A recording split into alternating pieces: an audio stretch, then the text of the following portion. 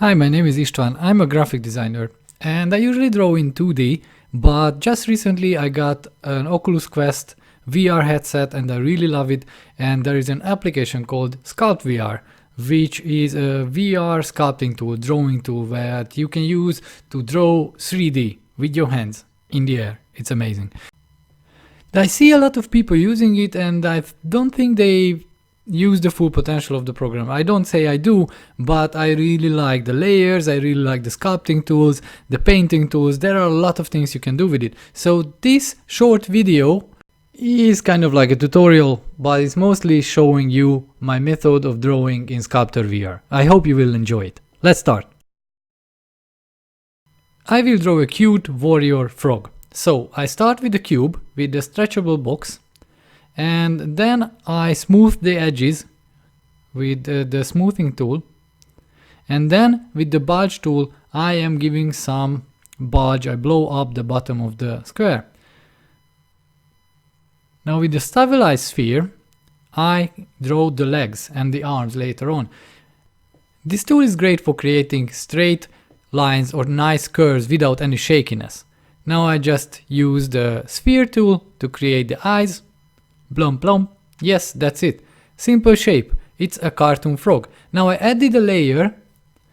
I go back to the first one and use the sphere in carve mode. If you push the button A, you go into carve mode on any tool. And what I do now, I was carving a sphere. And that will be the eye socket. And what I do now is under the surface, I draw with a little sphere so I can smooth it out. And now I'm adding another sphere for the eye, white ones. Okay, and now I will carve the mouth. No, let's do it again. No, yes. I carve it and then I smooth it with the smooth tool. Now what I do is, I see it in sculptures a lot. I carve out the colored part of the eyes, the iris of the eyes. I paint it green and add a bit of yellowish green, yes, with the paint tool and the blending paint. Blending is amazing, guys. You can create very nice colors that way. What I do now, I just use the Y sphere tool to add some shine to the eyes. And now I'm creating a belt on another layer, which is another stretched box. And I'm using the sword to cut off the belt. Cut, cut, cut. If you push the top button on your left controller, then you can undo, which is very good if you cut too much, if you shape too much and you are not satisfied. Now I just grab the smooth tool again and I make the belt a bit smoother, and now I draw a belt buckle. Again, yes, and I cut out the middle and I draw this little lever in the middle. And now I will paint with the paint tool, I will paint the belt brown. Already start to look good. Now I'm creating little cute boots for my character. Because he is standing on the bottom of the layer, the sphere I use is cut in half. So again, check it here. I make a tube, I cut it off nicely, and I add the sphere, and it's just a semi-sphere because it's on the bottom. I smooth it down and I see it's too tiny. I didn't take care that they are the same size, but I like the tinier better, so I delete the other one and I redraw this one. I measure the sizes of the spheres together, I smooth it down. Okay, nice. Tiny legs.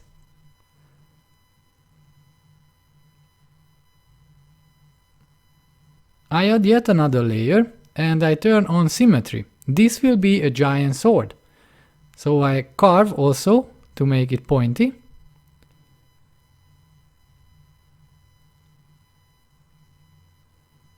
And I try to add the cross iron, or how is it called, above the handle.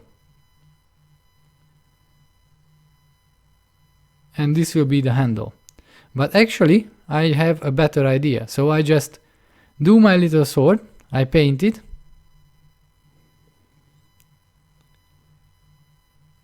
I paint the edge white, It's not very sharp, it's like a brick, I know, but it's a cartoon sword, come on. And when you unlock a layer, you can resize it, reshape it, and put it everywhere, but it cannot be smaller than it was originally. So that's my problem, that the sword is huge. So what do?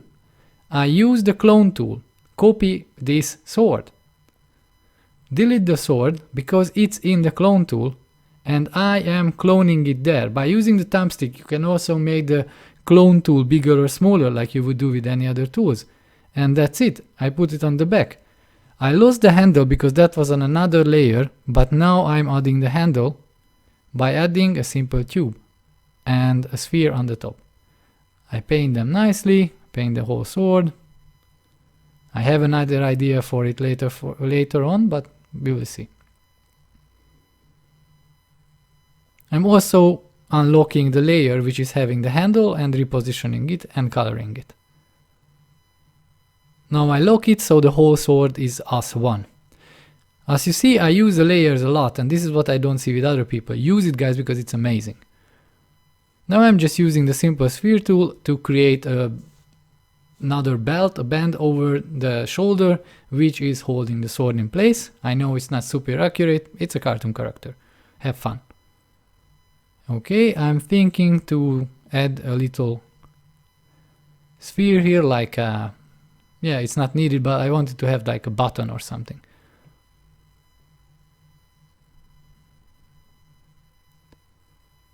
And now let's color a bit. What I like to do is not using that much the blending paint tool, but use the normal paint tool and then use this type of smoothing. When the sphere of the smoothing is black, you push button A twice, that it's only working on color. So it is not touching the shape you drew, but it's smoothing down the color. So now I add some dark greens, some yellowy greens to make the surface of the frog interesting. Just roughly, and now again smoothing the colors, you see?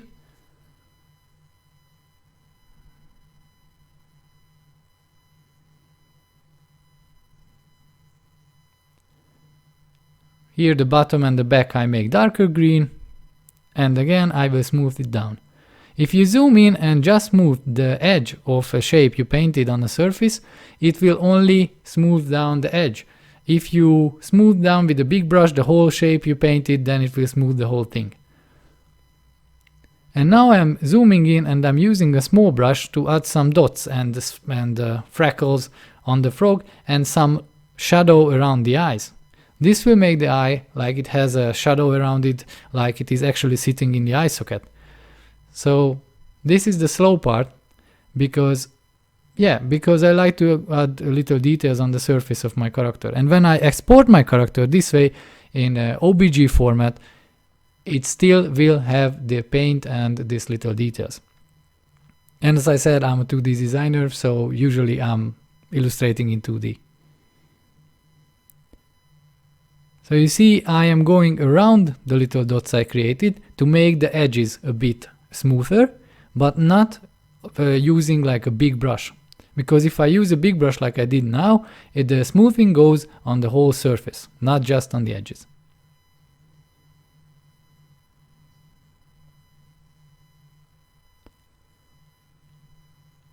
Okay, we are getting there. Now pick another green, a more yellow, a more healthier green, and add some other layer of dots.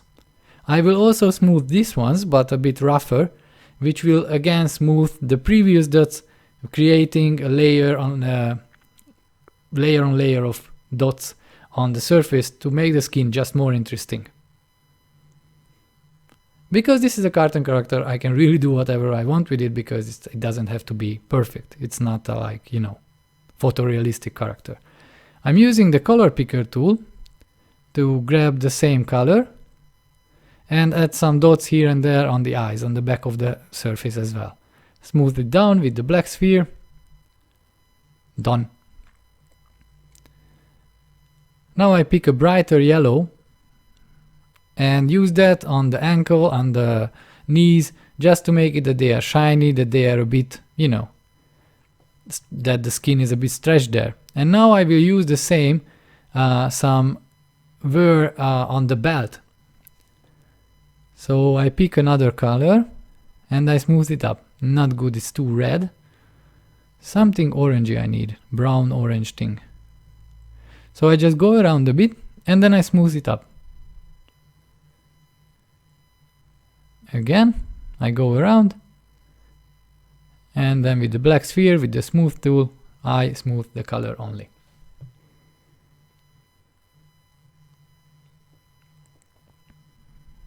And here and there, you see I'm not very precise, I'm just blotting around some colors and then I smooth it up. But now I want to add some scratches, and I'm using the cone painting tool, which is great because you can use the tip of the cone to make thin lines and the bottom of the cone to create thicker lines. It's very nice. You can create very interesting brushstroke like lines, you see. And now I'm using the actual cone tool to carve some little lines, which is like, you know, it seems that it's torn. And now I'm smoothing up the lines a bit, and this pink sphere was only working on the shape, not on the color. Now I'm adding some highlights and some shadows on the belt buckle, and I will smooth the color as well. Yeah, just a bit, and smooth it down.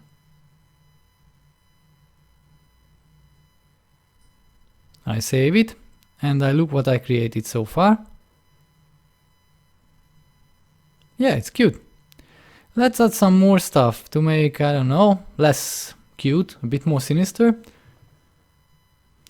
First of all, I will draw some handle wrapping on the handle of the sword. Just some darker lines around, running around. And then I will use the smooth tool to smooth them here and there. And I add a highlight also here on the handle. So I'm just smoothing the color again.